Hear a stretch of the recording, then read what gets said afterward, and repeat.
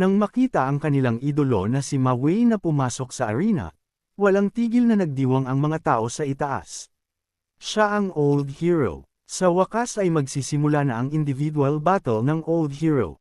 Naglakad si Ma Wei ng mayabang at nagdeklara pa, hayaan ninyong sumugod ang lahat ng mga demonyo at halimaw sa akin.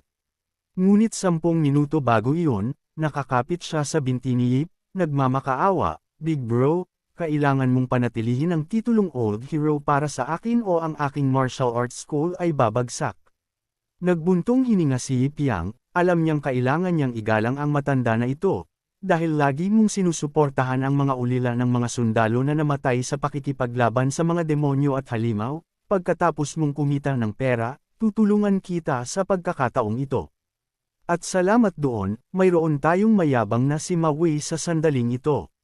Habang siya ay nagniningning sa pagmamalaki, bigla siyang binalaan ni Yip Yang, nakatingin sa unahan, at hindi mo akalain na ang kanyang kalaban ay isang buwaya. Binagsak ng MC ang mesa nang makita niya ito at sumigaw, siya si Mingwei. Napakalakas ng kalaban ng Old Hero. Si Mingwei ay may brutal na personalidad at ang kanyang katawan ay napakatigas na hindi kayang hiwain ng mga talam. Halos immortal siya. Paano tutugan ang Old Hero? Sa pagbilang mo, makikita mong nakadilat ang kanyang mga mata sa takot. Sino ang nakakaalam kung basa ang kanyang pantalon, ngunit patuloy na pinapakalma ni Ma Wei ang kanyang sarili, kailangan kong manatiling kalmado. Itinuro niya ito at sumigaw ng awkward, lumabas ka rito, aking body double. Naisip niya, pinagsalita ako ni Big Bro ng ganoong nakakahiya na linya. Si Yip Yang ay parang naghihintay sa sandaling ito at kinaway ang kanyang kamay upang magbigkas ng spell. Mid-tier summoning spell level 101. Punch Bear. Agad na lumitaw ang oso sa likod ng matanda. Ngayon ay mas marami pang dahilan si Ma Wei upang magpakitang gilas. Tama, ang aking nakatagong propesyon ay, sinimulan niyang iwagayway ang kanyang mga braso, sumisigaw, body double envoy. Ang mga binata sa itaas ay hinayaan ang kanilang sarili na maloko. Ang Old Hero ay ang galing. Ang summoned beast na ito ay puno ng lakas. Pagkalabas pa lang niya, ang bag na iyan ay agad nang nakatulan ng oso. Ang matandang lalaki na ito ay buto at karne lang sa osong ito. Malamang masarap. Napukaw si Xiao Yi, si Punch Bear, at puno siya ng kagalakan. Itinulak niya si Ma Wei at sinabi, matanda, umalis ka rito. Lalaban ako, at tumalon-talon si Ma Wei. Kapatid na oso, maaari mo ba akong bigyan ng kaunting sense of participation? Napakaraming tao ang nanunood. Ipagtanggol mo naman ang aking mukha. Tiningnan ni Xiao Yi ang matanda, binibigyan siya ng mabangis na tingin. Ginamit ni Xiao Yi ang lahat ng lakas upang paliparin si Ma Wei sa kalangitan. Okay, hayaan kang maging biktima upang lumahok sa laban. Nalito ang audience ng palabas. Hindi pa ako nakakakita ng ganito. Nagsimula silang mag-usap. Ang body double ng Old Hero ay sobrang brutal. Isasakripisyo ba ng summoned beast na ito ang kanyang may-ari upang mailabas ang kanyang tunay na kapangyarihan? Sa isang iglap, tumalon si Mingwei sa kalangitan at lumabas na ang target niya ay si Ma Wei. Napabulalas siya, kakainin ko muna ang matanda, pagkatapos ang bear paw. Hindi hahayaan ni Xiao Yi na gawin niya ang gusto niya kaya nag-teleport siya sa harap nito at ang bear paw ay agad na nagdulot ng isang suntok na pagsabog. Napakasakit, napilipit ang kanyang bibig at sinabi ng oso, sapat na ba ang lakas ng fist bear para sa suntok na iyon? Ang ulo ng buwaya ng Mingwei ay lumipad ng diretsyo pababa, at ang lahat ng nanunood sa itaas ay nalaglag ang kanilang mga panga na parang one-hit ko. Ngayon ay mayroon ng malaking butas sa sahig ng arena. TB, Xiao Yi, malalaking kamay, at ang iba pa nilang kalaban ay lumapag din sa entablado. Kahit ang mga disipulo ng Blood Old Man ay nagulat. Si Ma Wei ay mayroong ganoong nakakatakot na summon, ha? Nang sinuri namin siya noon, hindi siya ganoong kalakas. Kailangan nating i-update ang boss. Perpektong oras dahil doon bumagsak si Ma Wei. Seryoso, kumain siya ng dumi sa pagkakataong ito, walang sino man ang humawak sa kanya. Kinailangan lang ng MC na i-anunsyo linggo-linggo, ang kalahok na may numero 314 na ay nanalo at umabant sa ikatlong round. Medyo mapait siyang nag-isip, aba, ganoon pala ang katapusan.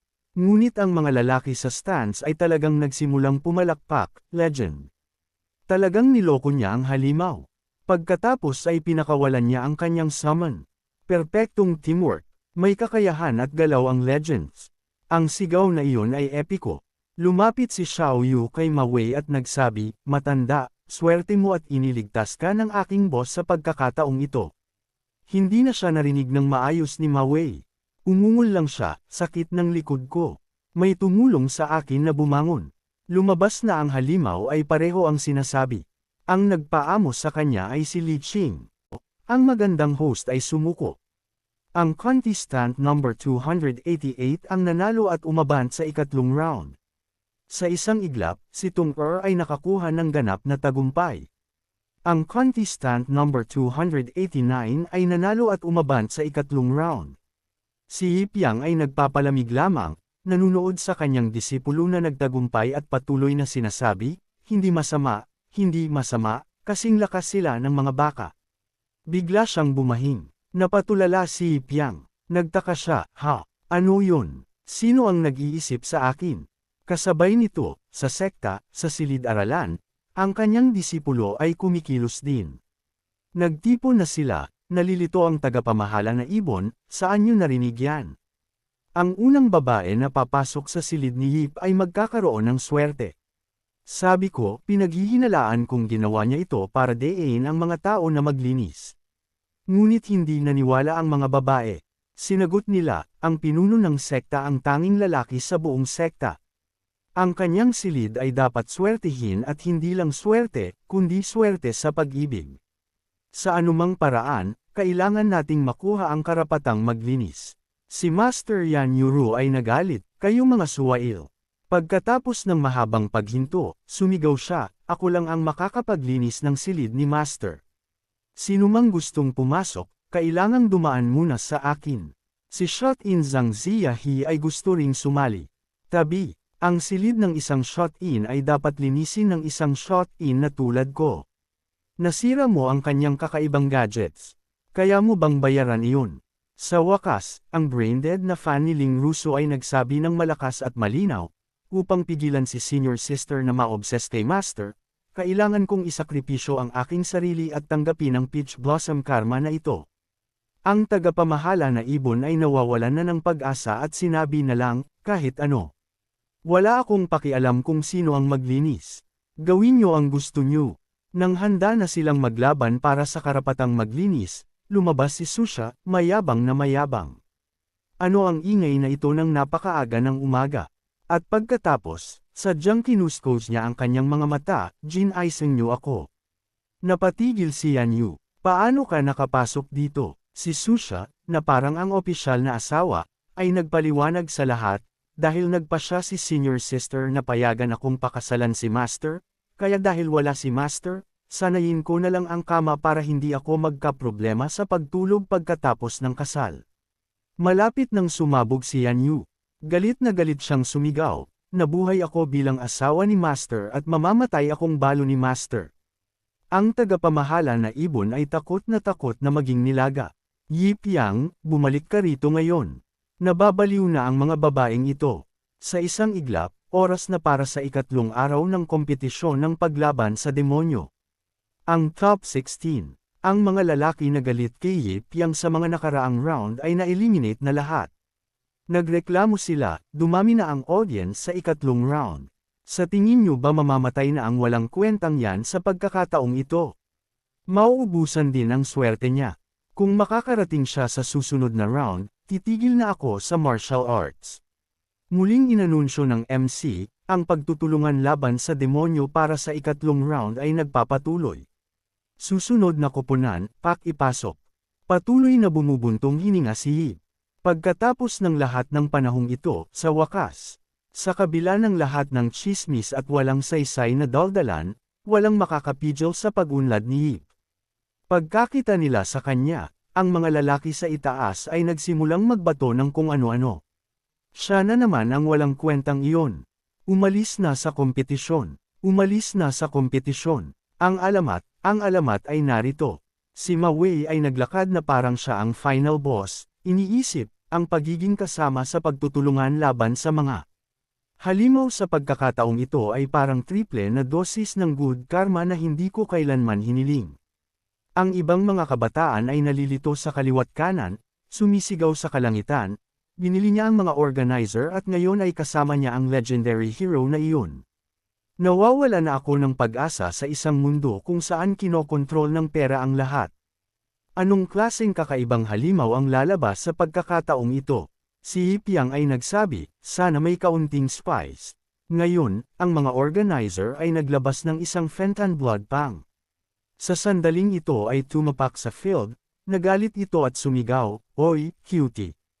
Hindi mapigilan ng MC na magsimulang magpaliwanag, ito ay isang Fenton Blood Pang, isang mabangis na demonic beast na kumakain ng mga Tontian pythons bilang almusal. Nakikita ang mga manunood na nakanganga, masiglang nagpatuloy ang MC, huwag mag-alala, mga kababayan. Ang halimaw na ito ay may spatial restraints at ang audience area ay may protective barrier. Ligtas kayong lahat, ang matandang Geezer Mawei, kahit na protektado ng main character aura ni Hypiang, ay takot na takot pa rin. Ano ang nangyayari? Hindi ba ito ang final round monster? Si Hypiang ay masiglang sumagot, hindi ba ito magandang bagay? Sa isang iglap, bumalik sila kung nasaan si Blood Old.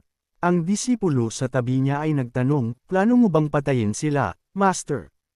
Ang isa naman ay ngumiti ng magiliw at sumagot, ang pagpatay sa kanila ay hindi ang aking layunin. Gusto kong iparanas sa kanila ang pinakadakilang takot bago sila mamatay, upang ang Blood Wukong Soul Technique ay ma-activate at mabasa ang kanilang mga alaala. Umaasa ako sa iyo, Chunky. Hinawakan ni Blood Old ang ulo ng binata at iniutos, ngayon, ipapadala ko ang iyong kaluluwa sa katawan ng Fenton Blood Pang. Kontrolin mo ito, hayaan mong maranasan ng dalawang iyon ang takot sa kamatayan at sa huli ay malugmok sa kawalan ng pag-asa, nagiging iyong mga soul puppets. Ngumisi siya, ang pagbaliktad ng mga papel sa aking mga kaaway ay ang aking specialty. Walang awa na inagaw ni Blood Old ang kanyang kaluluwa at itinapon ito patungo sa Phoenix. Nang masipsip ng Phoenix ang kaluluwa ni Chunky, agad na nagbago ang mga mata nito. Ngayon, ganap itong kinokontrol ng disipulo ni Blood Old. Halos lumabas ang mga mata ng mga tao sa stands. Forbidden skill. Demonic summoning. Ang mga ahas na nakabitin sa katawan nito ay agad na nagbuga ng maraming lason. Ang bawat sabog ay nakamamatay. Sa kabutihang palad, hinawakan ni Hypiang si Mawei at tumakbo. Si Mawei ay parang briefcase ni Yip, kinakaladkad ng walang awa. At ang audience ay hindi pa rin maintindihan. Nagsigawan sila, sa kritikal na sandali na ito, hindi pa rin niya iniiwan ang kanyang walang kwentang estudyante. Napakabuti. Ang legendary hero ay tunay na walang takot. Kahit mga bundok ng kutsilyo at dagat ng apoy ay madali lang.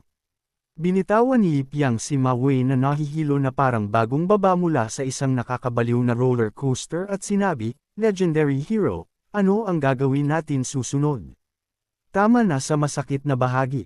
Awkward siyang sumagot, "Kuya, huwag mo akong tawagin yan.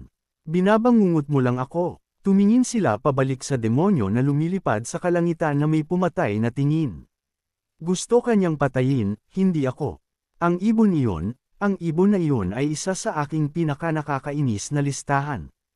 Hindi ito nagbibigay pansin sa kanila, sabi ni Hypiang na tinatapos ang kanyang pangungusap. Pagkatapos ay sumugod siya. Ang mabait na si Hypiang ay hinayla ang matanda upang umilag sa galaw. Hindi makapagpigil muli. Sinabi niya kay Mawei, bakit hindi mo lalaruin iyon? Nang walang anumang salita, pinindot niya ang mga pressure points ni Mawei na parang makina. Ngayon, hindi na siya naiiba sa mga panakot o waksa. Bukid, kuya, hindi ko may galaw ang anuman kundi ang aking mga kamay. Mahinahon na sinabi ni Yip, syempre, hindi ka makakagalaw. Ginamit ko ang Origin Kinetic Hardening Technique upang patigasin ang iyong katawan. Ikaw ang aking armas ngayon. Pagkarinig nito, si Mawei ay umiyak na lang sa kanyang puso, ang kasangkapan na napapalibutan ng mga ahas sa ilalim ng katawan ng hayop. Ang halimaw ay patuloy na naglalabas ng kuryente. Hindi sila nag-alinlangan at lumipad upang sampilan si Yi Piang, ngunit ginamit niya si Ma Wei na parang isang espada, hinihiwa at sinasaksak at ganap na sinasakop sila.